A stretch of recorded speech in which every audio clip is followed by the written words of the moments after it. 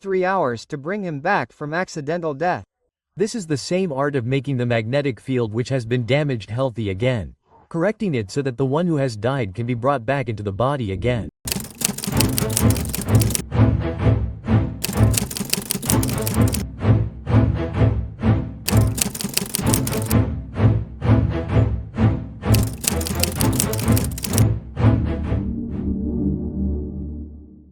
What should we call this path of yours? It will not even fit in the name of a path. Because it is of bliss, and bliss is not a journey. It must have come from somewhere. Where did you start this? From where did this seed germinate within you? As the definitions of religion were told to you, and whatever was created by the books, which is worth adopting, was called religion. The reality is that whatever is worth adopting is to organize the social structure to run the society, that is. Fine, that is. Morality, ethics, there is no religion. The real concept of religion is bliss.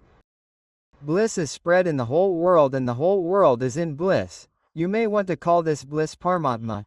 You may want to call it Ishwar. You may want to call it like this, that Paramatma is spread in the whole world and the whole world is spread in Paramatma.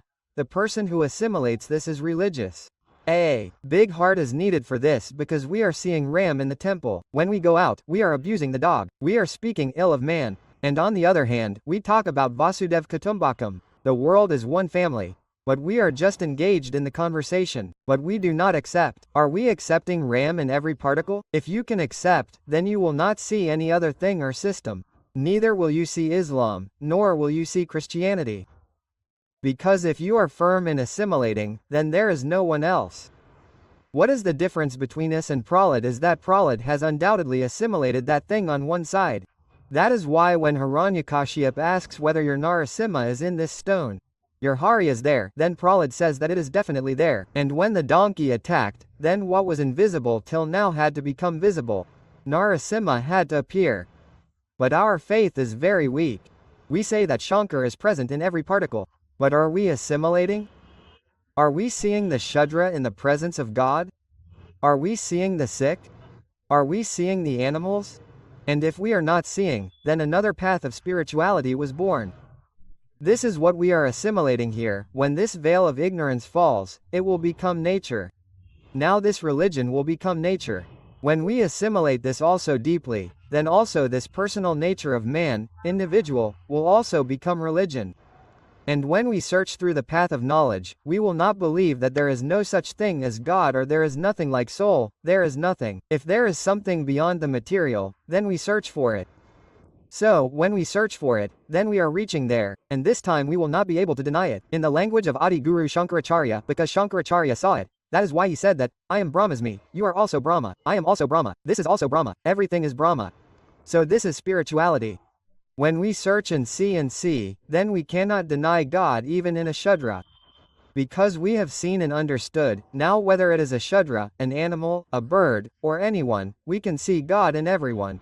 We can see ourselves. Therefore, the definition of religion that you read in books is not worth adopting, it is ethics. It is ethical talk. The concept of the real religion is that God, or you may call it bliss, is present in the entire world and the entire world is present in it. Such a concept is religion. According to you, the thing which we are unable to imbibe, due to this reason we go into spirituality. See, we are unable to imbibe, due to that reason we go into spirituality or not. Yes, it can be your personal matter as to what kind of information you have received in this context. Just now you said that those who are of such type who are unable to imbibe religion in that way, they are sitting as religious people wearing the garb of irreligion. We are fine. He is a masked man. He is not a religious person. Like, let me tell you one thing. Some time ago in Mathura, some temples made this announcement. They announced that girls cannot enter wearing short clothes. Actually, this is a situation worth thinking about. It is a matter worth thinking about. You think about it, consider whether the dignity is in clothes or in sanskars. If there is dignity in clothes, then all the criminals, rapists should be given 2 meters of clothes. Maybe their crimes will stop. Okay? Dignity is in sanskars. Okay, not in clothes. And then we had gone to meet Ram. We had gone to immerse ourselves in Rampa. How can our attention go anywhere else? And if Ram resounds in every particle, then Ram must be in that girl too. Palestinian Authority is radicalizing children, not in secret, in school. It is responsible for textbooks that erase Israel and glorify violence. This isn't just teaching, it's brainwashing, and it's the Palestinian Authority that allows it. It doesn't have to be this way. The Palestinian Authority could choose to teach coexistence instead of conflict, respect instead of resentment. Peace begins in the classroom. The Palestinian Authority must take responsibility. Terror starts with a lesson, and the Palestinian Authority is writing every word. No funding while they teach hate. Why are we looking at anything other than that Ram? I have a little disagreement with you on this statement here. Is it forbidden for that girl, or is it forbidden to save the people who are looking at that girl? It is not forbidden for anyone. This prohibition starts, this restriction which starts because of celibacy. Now first understand the state of celibacy. Brahmacharya means one in whose center is Brahma, one in whose center is bliss. Everything else is in the periphery. We are fine. Which? Conduct? One who is grazing Brahma, adopting Brahma, okay. He is a celibate. Holding back semen is not celibacy. Okay. Because semen is a matter. When you die, the blood will also melt here and the semen will also rot here. But there are many souls in the semen particles, is there? No soul in the semen particles? Then how are they alive? Force, like one is alive, suppose that. I am talking to you at this time about Swapna Dash, there is no life in Swapna Dash. Almost yes, there is no life in the semen, there is only matter, okay? Now the force that is throwing the matter out, okay? Force is important, okay? Force is the thing that matters to us, not the matter. We are not saying here that you should destroy the semen. Okay? Destroy the semen, we do not agree with this at all. We are just saying that the one who practices celibacy achieves Brahma. Not semen. Semen can only be a medium. We can draw energy from there and create a medium. Whenever ejaculation happens, whenever someone's semen is discharged, do we think that 4 or 5 crore souls sleep in those semen particles? So are those souls present in it? A person, as you said earlier, due to lust, gets conceived in another womb. Does he enter any of those semen particles? What is it that no. Now you can understand this as a shell. As if it is a seed, life is hidden in it, it needs soil, good soil, if you keep it in it, life will be born. Not in pregnancy, only the womb is formed from the semen, the embryo is formed. But what you are calling the soul, what you are calling consciousness, which we are talking about, as we are sitting here, in reality, this is not just the work of the shell. There is something inside it as well. What is inside it is the soul. So there is no soul in the semen. No, there is. Only a shell in it. There is body. There is matter. No, is it alive or not? It is. Absolutely alive. If it is alive, why is there no soul in it? No. Here life is happening in 2 ways. Okay, is it consciousness or life? Life, yes, I am calling it life, okay? Here life is happening in 2 ways. Like if you have read in science that every moment cells are being formed and destroyed, they are getting destroyed. Every moment millions of cells are being formed. New cells and old cells are dying. Okay? So this life is ephemeral. Okay? This physical life is a 2-level life. 1, your life is eternal in the end. Okay? The journey from beginning to end is always present. Truth is eternal. Whatever your state is, that is our energy. Call it energy, call it soul, whatever you want to call it, it is that. But this life is the life of cells. It will get destroyed. It will turn into ashes. It will turn into ashes and then soil from ashes and then many things in the soil. So is the weak particle also a cell? Absolutely. Cells are formed from that. So when does consciousness come in it? Consciousness is called soul. Absolutely. There are different words. Okay? Now people have different ways of saying it. Okay? Whatever you want to call it, soul, consciousness, whatever you want to call it, we call it. When the semen is preparing a shell, weaving a cloth, okay? Understand a cloth of cells? These organs are made of cells. Okay? A cloth of cells is prepared in the womb, and when the cloth is complete, the cloth is completed in about 3 months. Now in these 3 months, some soul or the other has to enter. Some soul or the other will be attracted to it. The way you conceived, the soul enters in the same way. After how much time of conception, the soul consciousness enters in? In about 3 months any soul enters the embryo. So the soul that is looking for a religious womb due to lust, then it needs a 3-month ready womb in which it can enter. Before that, is it just a bundle of cells? Just a living cloth, which a soul is going to wear, okay. And whenever someone is dying, like you are in Delhi, then in Delhi, aren't there thousands and lakhs of wombs ready at that time?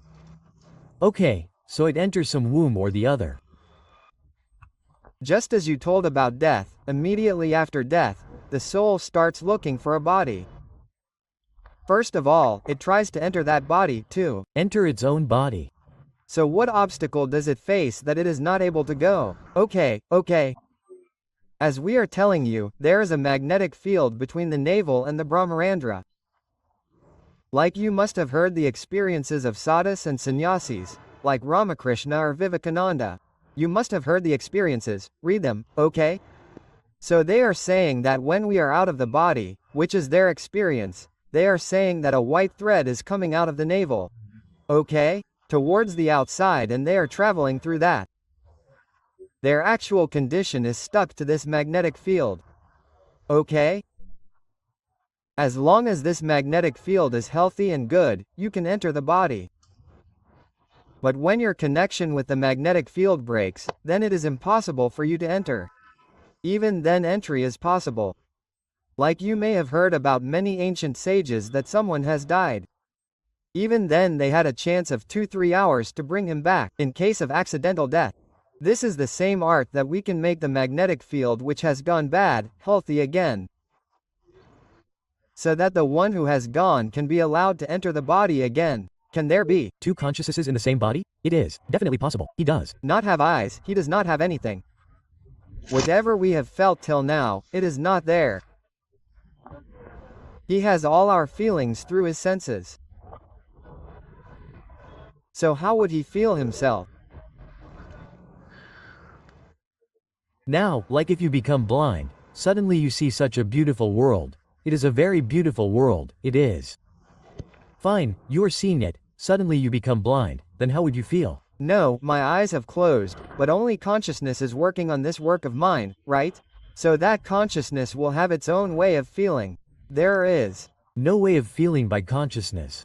Well, yes, now let's talk about the mind here. Okay, who is feeling these things? Let me go here. Yes, which things are feeling these? Like you have seen the joke. The joke sucks blood from the body.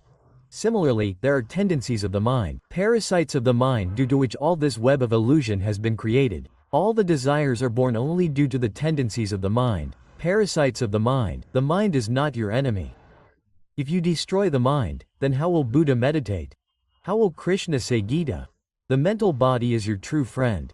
Without it, how will you answer anyone's questions? How will I answer the questions you are asking? If I do not have a mental body, there is no mind. Then the real enemy is the parasites of the mind. The tendencies of the mind are the complications of life. The Maya that has been created by them. The things that you are understanding and calling them. All these are the games of the tendencies of the mind. It is the tendencies of the mind that are forcibly making you enter another body, and all the desires that are arising in the body are born only due to the tendencies of the mind. Right now, no part of your soul has happened to you. Yes, it has not happened, okay? The game that is going on right now is the game of the tendencies of the mind. There is no involvement of the soul. There is no role. Right now the whole game is of the tendencies of the mind. Swami Ji, we have heard many supernatural things about the soul. We have heard a lot about ghosts and spirits. So if a dead soul cannot enter the dead body, then how does it happen that in one body, we have heard that there are 4 souls, 5 souls, 3 of women.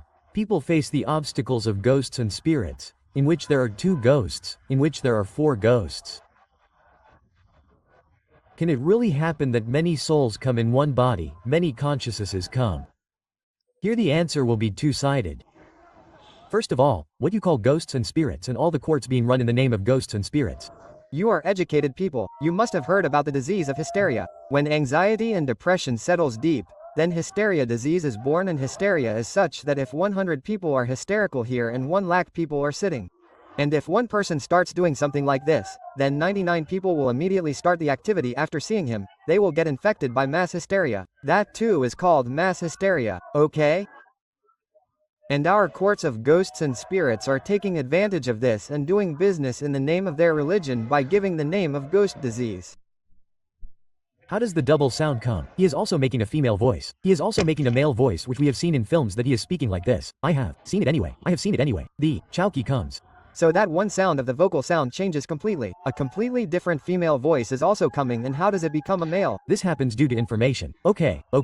Like if I tell you that if you were born in a Brahmin family, if someone comes upon you, okay? So they will be gods and goddesses. There will be Hanuman, there will be Kali, someone or the other will come. Now if you are a woman, a Brahmin or a Kshatriya or a Shudra, then ghosts and spirits will come upon you. Now this happens due to information. As we have collected this information at the level of information, what kind of ghosts and spirits exist? We have read these stories. These things have been read in our sanskar, okay? And as we are being told that these are ghosts and spirits, then our activity, because we are not aware at all. We are here, so we have no awareness of it. Okay? The whole operation has gone to some other side due to anxiety, depression. You just mentioned hysteria. How to define hysteria in actual? What is the actual definition of hysteria? Now it is trying very hard to enter. But this effort is going on continuously. A practice is going on, okay? After a certain time, this ability, this capacity, this power develops within him.